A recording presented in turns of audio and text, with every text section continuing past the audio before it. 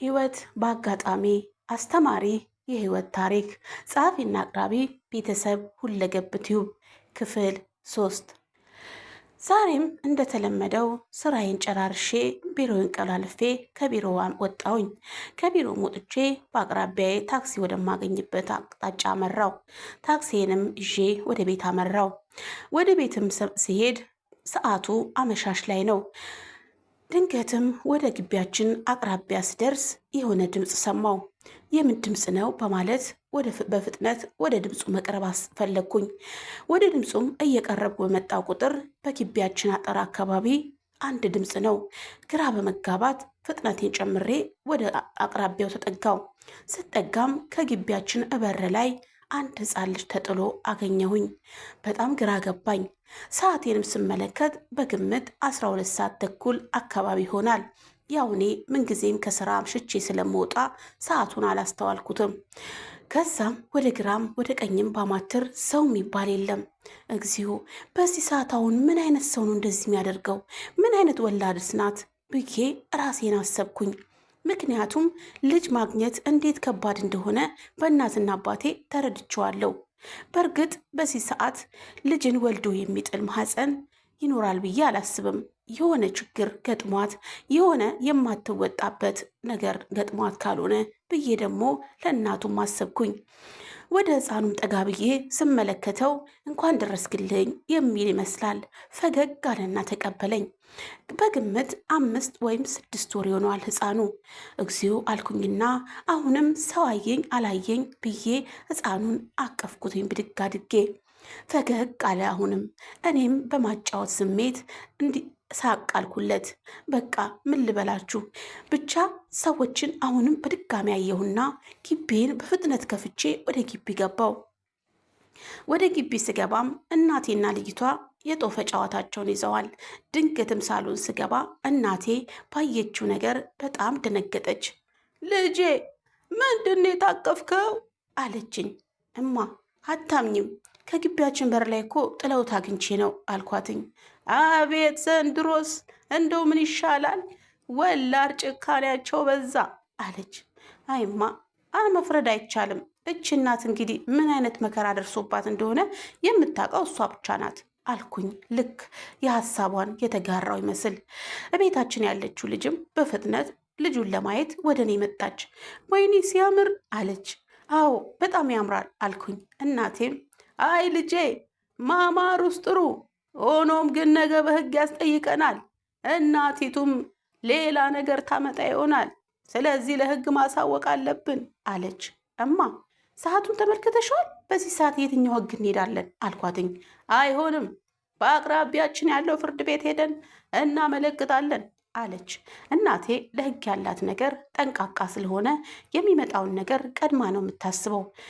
አይማ ወቅሺ ቀን በቃ ነገ ጠዋት አልኳትኝ። አይሆንም ልጄ፣ በል ተነስ፣ አንቺ ነይ ነጠላዬን አቀብኝ አለችና ነጠላውን ልጅቷ ቀብላት ወደ አቅራቢያችን ወደ ቀበሌ 7 አመራን። ቀበሌ 7ም ስንደርስ በሰዓቱ የተገኙትን ሪፖርት ማድረስ እንዳለብን ጠየቅናቸው። እነሱም ምን እንደተፈጠረ በዝርዝር ጠየቁኝ። እኔም ያለውን ነገር አስረዳዋቸው።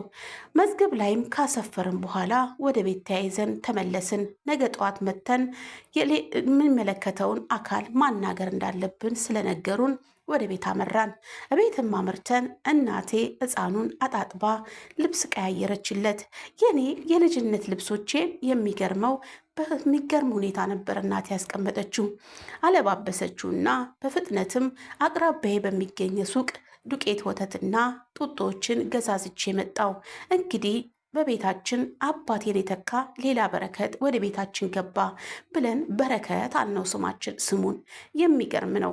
ብቻ እኔ እንጃ፣ ህይወት እንደዚህ ናት። ትናንት አንዱን ስናጣ ዛሬ ሌላ ስናገኝ ህይወት ይቀጥላል። ከዛም በመነጋታው እንግዲህ የማይነጋ የለም፣ ነጋና ተነስተን በጠዋቱ ወደ ተለመደው እዛው ፍርድ ቤት ወደ ቀበሌያችን አመራን። እዛም ስንደርስ ምክትል 100 አለቃ ነበርና ለሱ ያለውን ሪፖርት በሚገባ አስረዳ ነው። እሱም እንግዲህ ለጊዜው የሚረከብ ወላጅ እስከሚገኝ ብሎ ሳይጨርስ አይ አለቃ አሳዳጊ መስጠት ከቻላችሁ እኔ መውሰድ እችላለሁ አልኩኝ። እናቴ በግርምት ትመለከተኛለች። እሱም ኦ ከሆነማ ጥሩ መውሰድ ትችላለህ አለኝ። እኔም በደስታ አልኩኝና የሚሞላውን ፎርም ለመሙላት በፍጥነት ወደ አመራኝ የቢሮ ቁጥር አመራው። እዛም እንደደረስኩኝ የሚገባውን ፎርም ከሞላላው በኋላ ግማሹን ዶክሜንት ለእነሱ አስረክቤ ለእኔም የሚገባኝን ዶክሜንት ይዤ እናቴ ወዳለችበት ቢሮ በድጋሚ አመራው። እናቴ አሁንም በግርምት ትመለከተኛለች። ምክንያቱም ይህ ልጅ ምን እየሆነ ነው ብላ ይሆን አላቅም። ብቻ ምን ልበላችሁ ደስተኛ ሆኛለሁ። ምክንያቱም እናቴ በህይወቷ ከኔ ውጪ ማንም የላትም። ሌላ ደስታ በቤቷ ለማጠላት ልፈጥርላት ስላሰብኩኝ ደፋ ቀና እያልኩኝ ነው። እንግዲህ ያለውን ነገር ጨራርሰን ወደ ቤት አመራን። በቃ እቤታችን ሌላ ደስታ ገባ። እናቴ የአባቴን ሐዘን ለመርሳት ከህፃኑ ጋር ያላትን ጊዜ ሁሉ ታሳልፋለች። የሚገርማችሁ ከኔ በላይ ልትወደው ጀመረች። እኔም ቅናት ቢጤ ያዝ እያደረገኝ አረ ማሚ እኔንም እኮ ረሳሽኝ እላታለሁ አንዳንዴ። አይ ልጄ አንተን እንዴት ረሳሃለሁ? ሆኖም ግን ይሄ ልጅ እንዴት ደስ የሚል ድንቦሽ ያለ ልጅ እኮ ነው። እንዴት እሱን አለመውደድ ይቻላል? አለች። አረ እናቴ ስቀልድሽ ነው። አንቺ ከወደድሽው እኔ እንደወደድሽኝ ነው አልኳትኝ። እንግዲህ የዛን ቀን ስራ አልገባውም ነበርና እቤት ስንጫወት ዋልን። አለቃም ደውሎ ምንድን እንደተፈጠረ ጠየቀኝ። በጣም ይቅርታ አለቃ፣ አንድ ጉዳይ ስለገጠመኝ ነው። ያው ሳልደውል በመቅረቴ ይቅርታ አድርግልኝ አልኩትኝ። እረ ወጣቱ ችግር የለም አንተ ብቻ ዋናው ሰላሙን አለኝ። ስልኩንም ከዘጋው በኋላ መጫወት ጀመርን። አይመሸ የለም መሸ። እራታችንን በመብላት ሁላችንም ወደ መኝታችን አመራን። ሕፃኑና እናቴ አንድ መኝታ ቤት መተኛት ጀምረዋል። ከዛም በመነጋታው ስራዬን ሄድኩኝ። ስራዬንም እየቀጠልኩኝ የድርጅቱንም ሁኔታ በሚገባ እያደገ ለተቀን ልዩ የሆነ እድገትን እያሳየ መጣ። ብዙ ደንበኞች የእኛን ድርጅት መምረጥ ጀመሩ። ቢሮአችን በቃ በደንበኛ ተጨናነቀ። ሰራተኞቹ በሙሉ በጣም ግራ ገባቸው። ለአለቃዬም አንድ ነገር አማከርኳቸው። ይህ ስራ በጣም መልካም ስለሆነ ሰራተኞች እድገት ያስፈልጋቸዋል፣ በስራቸው የበለጠ ጠንካራ እንዲሆኑ ብዬ ሀሳብ አቀረብኩ። አለቃዬም ሀሳቤን በመቀበል ለሁሉም ሰራተኞች የስራ እድገት አደረግንላቸው፣ እንዲሁም የደሞዝ ጭማሪ ተደረገላቸው። በዚህም ሰራተኞቹ በጣም ደስ አላቸው። ለእኔ ያላቸው አክብሮት የበለጠ ጨመረ። በቃ ምን ልበላችሁ አባቴ ኖሮ ቢሆን ይህንን ነገር ቢመለከት ብዬ ተመኘው። ሆኖም ግን ፈጣሪ የፈቀደው ነው ሁሉ ነገር የሚሆነው ብዬ ደግሞ በጸጋ ተቀበልኩትኝ። እንዲያ እያለ ህይወት ቀጥላለች። ባባም እያደገ እንግዲህ ከኛ ጋር ጥሩ ጊዜ እያሳለፈ ይገኛል። ህይወት እንደዚህ ናት። ትላንት ሌላ ዛሬ ሌላ። በቃ ምን ልበላችሁ አሁን ላይ ሁሉም ሰው ደስተኛ ነው። እንግዲህ ህይወኔም ስራዬን እየሰራው በጥንካሬ ብዙ ነገሮችን እያስተካከልኩ ይገኛለሁ። ባባም 1 ዓመት ልደቱን ሊያከብር ሽርጉድ እያለን እንገኛለን። ልደቱም በሚገባ ደስ በሚል ሁኔታ ተከበረለት። ብቻ ምን ልበላችሁ ህይወት ይቀጥላል አይደል የሚባለው። እንግዲህ ባባም ልደቱን አክብሮ ደስ የሚል ሁኔታ አሳለፍን። እናቴም በባባ በጣም ደስተኛ ናት። አብራ ጥሩ ጊዜ ታሳልፋለች። እቤት ያለችው ረዳታችንም እንዴት ያለች መልካም ነች እንደነበረች አነግሬያቸዋለሁ። ከዛም ክረምቱ አልፎ መስከረም ሲመጣ ያቋረጠችውን ትምህርት እንድትጀምር አደረግን።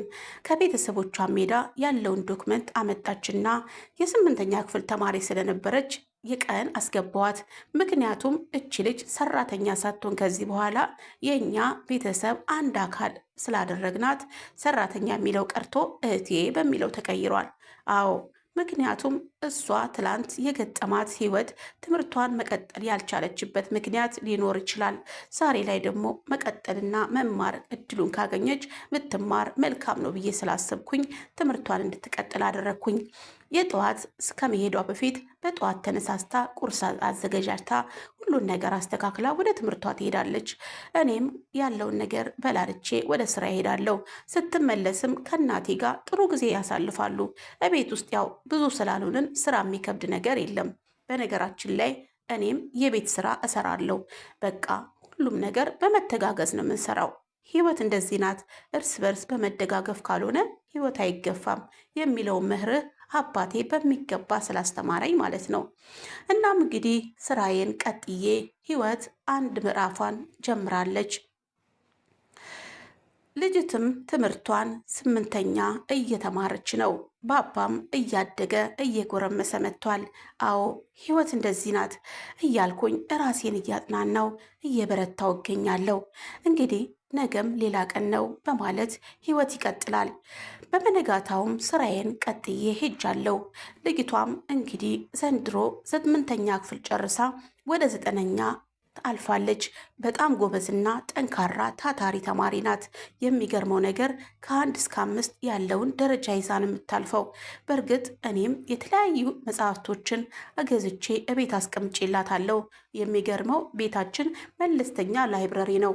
ምክንያቱም አባቴ በጣም ያነባል፣ በጣም ጎበዝ እንዲሆንም ስለሚፈልግ የተለያዩ መጽሐፍቶችን ይገዛልኛል። ያም ተቀምጦ ስለነበረ ለሷ በጣም እርዳታ አድርጎላታል። እናም የ9ኛ ክፍል ውጤቷን ከ8 ወደ 9 ያለፈችበትን ውጤቷን ተቀብላ ወደ ቤት ስትመጣ ያለው ደስታ ልነግራችሁ አልችልም። ህይወት ይቀጥላል። ሰላም ጤና ይስጥልን። ውድና የተከበራችሁ የቤተሰብ ሁለገብ ቲዩብ ተከታታዮች በያላችሁበት ሰላማችሁ ብዝት ይበል። ዛሬም እንደተለመደው እንግዲህ ህይወት በአጋጣሚ ይዘንላችሁ የቀረብነው ይህን ይመስል ነበረ። በቀጣይ ክፍል እስከምንገናኝ ለቻናላችን አዲስ የሆናችሁ ላይክ፣ ኮመንት፣ ሰብስክራይብ በማድረግ እንድታበረታቱን በትህትና እንጠይቃለን። ቤተሰብ የሆናችሁ ደግሞ ሼር፣ ላይክ፣ ሰብስክራይብ በማድረግ ቤተሰብነታችሁን እንደተለመደው እንድታሳዩን በትህትና እንጠይቃለን። እንዲሁም ሀሳብ አስተያየታችሁን በኮመንት ላይ ያስቀምጡልን። የእናንተ ሀሳብ አስተያየት ለእኛ ብርታት ነውና። ህይወት ይቀጥላል። አዎ ትላንት ያለፍነው ነገር ዛሬ ላይ አይኖርም። ትላንት የወደቅንበት ነገር ዛሬ ላይ አይኖርም። ስለዚህ የትላንቱን ድክመታችንን ትተን ለዛሬ ብርታትን ይዘን ወደፊት መጓዝ እንዳለብን ብዙ ነገሮችን ያስተምሩናል። አዎ ይህም ድራማ ይሄንን ነው እያስተማረን ያለው። ትላንትና የምንወዳቸውን ትላንትና አብረውን ያሉን ሰዎች ልናጣ እንችላለን። ሆኖም ግን ትላንትና ያጣናቸው ሰዎች ዛሬ አብረውን ስለማይኖሩ በነሱ በፍቅር በነሱ ሀሳብና በፊት በሚያሳዩን ነገር ውስጥ አይምሯችንን በደስታ እየኖርን ህይወትን መቀጠል አለብን እላለሁኝ። በያላችሁበት ቸር ሰንብቱልኝ። ኢትዮጵያ ሀገራችን ሰላም ያርግልን። አሜን።